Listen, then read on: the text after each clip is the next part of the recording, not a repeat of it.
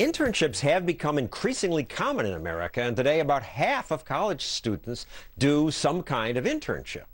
It's a way for young people to build a resume, try work out.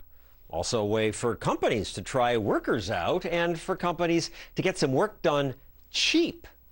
Which raises the question, how many of you interns are paid? And I'm talking real wages here, not, $10 a day or something like that.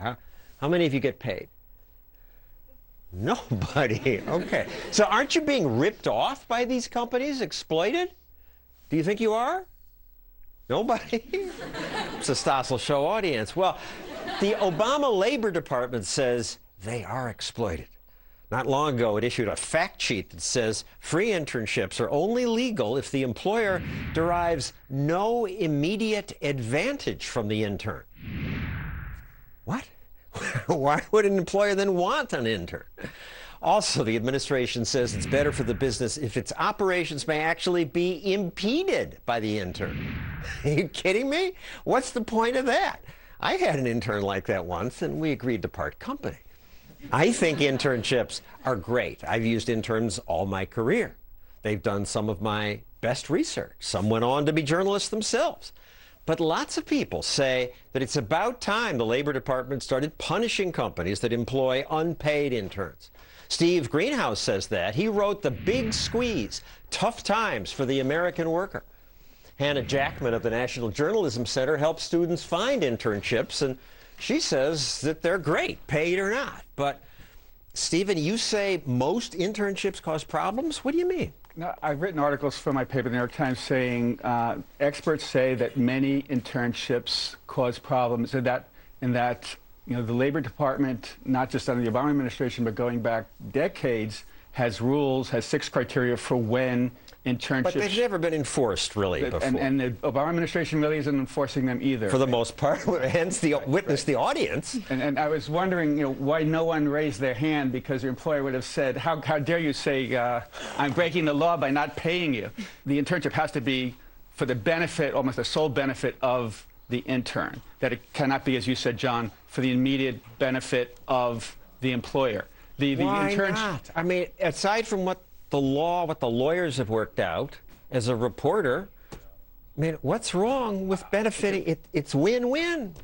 It's win-win in many ways, but there are people who would, with unemployment so high, many people are saying, well, it would be great if employers, instead of taking on all these smart young people without paying them... They would hire people and pay them if it weren't for unpaid internships, that replaces paying work? So I wrote this front-page story a few weeks ago, John, where I interviewed... You're the workplace correspondent? Yes, workplace...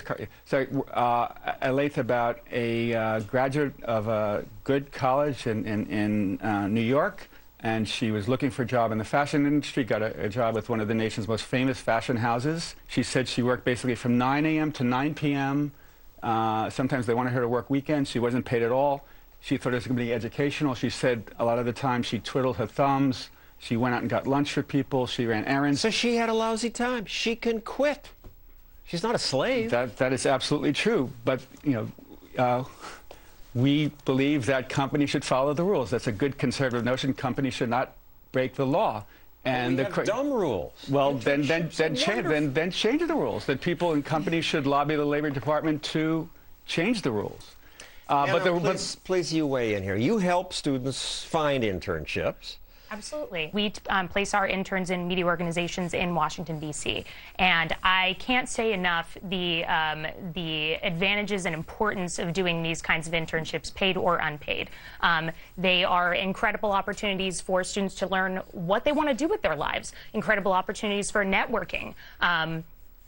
Incredible opportunities for learning how to be a grown-up young professional. If we force companies... Yeah, it's great for the students, but it's hurting, he says it's hurting the paid workers. I don't see how that's possible. A lot of these interns do the sort of work that is not what a full-time employee would do, but sort of menial things. So it's not as if these interns are there in lieu of a full-time employee. Steve, I recently interviewed one billionaire.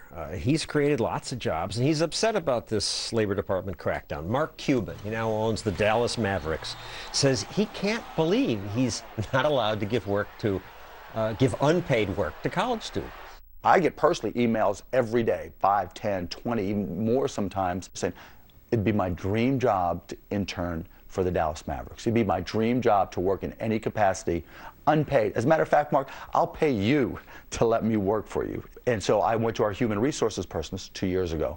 I said, I have some projects I could really put these guys to work for. And he says, can't do it. It's just absolutely ridiculous. I agree. These are kids who might have invented something cool. They don't get the opportunity. They could, if Mr. Cuban, who I think might have a few extra cents to pay his interns, if he did pay them, they could still be as creative and inventive and go on to exercise great things. But he chooses not to pay people to just take a flyer. These kids want to work for nothing for the experience. But unpaid internships favor wealthier kids from families who have connections.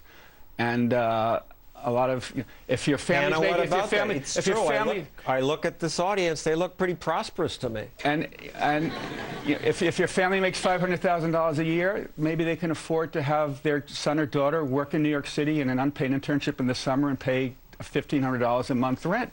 But if a family only earns $30,000 or $50,000, there are certainly students whose parents are willing to support them as they go to another city and do an unpaid internship. However, there are also kids like me who work to put themselves through college, who put away money while they were in college and took those savings and forayed them into an opportunity to do an unpaid internship. To say that because some students have the advantage of parental support that we should not allow any interns to have the opportunities at all, I think is robbing young people of an opportunity to follow their dreams and their careers. A lot of my interns said to me, you know, boy, I'm learning much more working for you than I learned in college, and I don't have to pay you anything. This is much better. Let me ask you, interns, how many of you learn more in your internships than you did in college? So that doesn't say much for college, but it sounds like an unpaid internship is a great deal. I'm not denying that unpaid internships can often be very educational. Again, you know, as someone, you know, we are a law-abiding society. We're supposed to follow the rules set forth by various levels of government. And it says here in the official Labor Department rules, if the interns are engaged in the operations of the employer or performing productive work, for example, filing, performing other clerical work, how many of you do that? Or assisting customers, then the fact that they may be receiving some benefits in the form of a new skill or improved work habits will not exclude them from the requirement that they be paid. Now, one might say the law is an ass, and that's been said before. Yeah, I'm not even sure what that law said, like most laws. You don't think sometimes we have too many laws and we should have a right of contract? And you're the workplace correspondent for the New York Times. The New York Times loves more laws and less freedom, in my opinion. We love freedom. We love freedom of speech. We love freedom of religion. We're big believers in freedom. But not freedom of contract in the workplace. We believe in freedom of contract. They made a contract with their employers. But the Supreme Court of the United States, you know, chosen by a duly elected president years ago, set forth these rules for how the workplace should be governed. Until they're changed by the Labor Department of the Supreme Court, those are the rules we're supposed to follow.